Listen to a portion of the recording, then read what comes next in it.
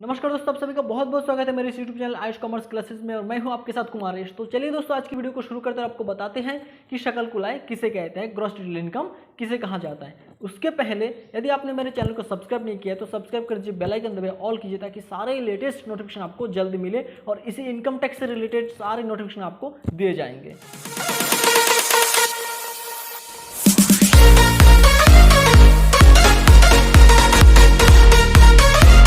तो चलिए दोस्तों, देखते हैं कि शकल कुलाय किसे कहलाता है। तो मैं आपको बता दूं कि जो करदाता रहता है, एक करदाता के जो विभिन्न स्रोतों से आय रहते हैं साल भर का, उस विभिन्न स्रोतों से जो आय रहता है उस कर योग्य आय में से एटीसी से एटीयू तक की कटौती घटाने से पूर्व का जो आय रहता है उसी को शकल कुलाय कहलाता है। ठीक है, इसका डिटेल में आपको बताता हूँ कि शकल कुलाय, देखिए, जो एक करदाता रहता है साल भर में विभिन्न स्रोत से आय कमाते हैं। विभिन्न स्रोत मतलब हमारे पास सिर्फ 5 ही साधन है आय कमाने का। वो कौन कौन सा है यहाँ पे? जैसे वेतन हो गया, मकान संपत्ति से आय हो गया, व्यापार पेशा हो गया, पूंजी लाभ हो गया, अन्य साधन हो गया। ये हमारे पास 5 साधन है, इसी से वो आय कमा सकता है। ठीक है, तो इस 5 साधनों से जो भी कर योग्य आय कमाता है, कर योग्य आय मतलब जिसमें से हम लोग स्वीकृत कटौती घटा चुके होते हैं। स्वीकृत कटौती क्या है? आप जैसे वेतन चैप्टर में हो गया 50,000 मानक कटौती 2020-21 के अनुसार। ठीक, और जो मकान संपत्ति से है उसमें एक शकल वार्षिक मूल्य से 30% मानक कटौती अपने को घटाना पड़ता है। व्यापार पेशा में भी कुछ स्वीकृत कटौतियाँ हैं और भी जो हमारे अन्य साधन और पूंजी लाभ है उसमें भी कुछ कुछ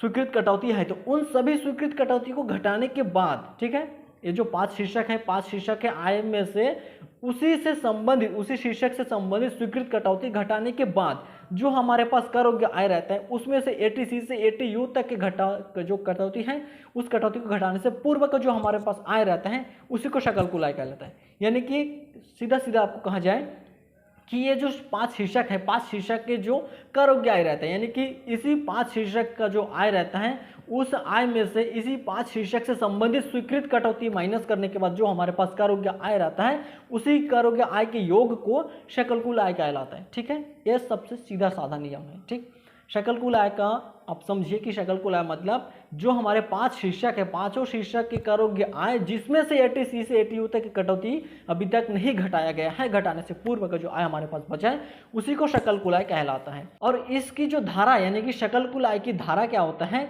सेक्शन 80B सबसेक्शन 5। ठीक है, धारा 80B उपधारा 5 इसकी धारा को भी आपको याद रखना है। ठीक है, तो ये जो शकल कुलाय आपको अच्छे से समझ में आ गया होगा कि शकल कुलाय किसे कहते हैं। जब एक करदाता की विभिन्न स्रोतों से कर योग्य आय रहता है जिसमें से एटीसी से एटीयू तक कटौती नहीं घटाया जाता है, घटाने से पूर्व का आय होता है उसी को शकल कुलाय कहलाता है। ठीक है, आपको अच्छे समझ में आ गया है। और यदि आपको इसमें फिर भी आपको कुछ डाउट रहता है तो आप मुझे कमेंट बॉक्स में बताइए, मैं आपको फिर से बताने की कोशिश करूँगा। और आप मेरे चैनल को सब्सक्राइब कर दीजिए और बेल आइकन भी दबाइए, ऑल कीजिए ताकि इसी इनकम टैक्स से रिलेटेड सारी इन्फॉर्मेशन आपको जल्द से जल्दी मिल सके। ठीक है, इसी के अनुसार मिलते हैं नेक्स्ट वीडियो में।